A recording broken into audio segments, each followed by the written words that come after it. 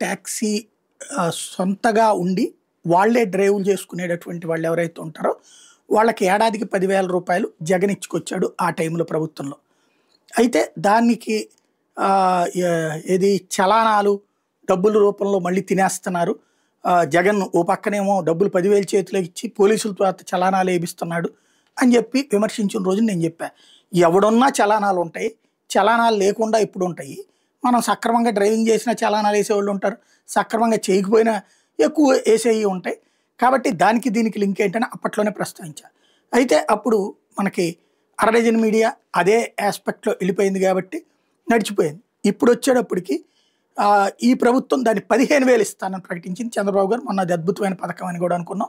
అందులో బస్సుల ప్రాబ్లమ్ వచ్చాక, బస్సులొచ్చాక ఇబ్బంది పడుతున్న ఆటో డ్రైవర్లకి ఇది ప్రయోజనం అని కూడా అనుకున్నాం.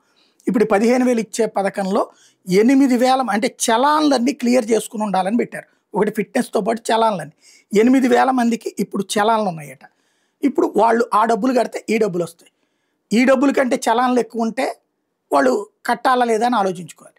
అదే సందర్భంలో చలాన్ ఇవాళ కాకపోతే రేపైనా కట్టాలి. కాబట్టి ముందు అప్పో సొప్పో చేసి చలాన్లు కట్టి ఆ క్లియరెన్స్ సర్టిఫికేట్ తీసుకుని ఆ తర్వాతన ఇందులో అప్లై చేసేటటువంటి దిశగా అడుగులు పడుతున్నాయి.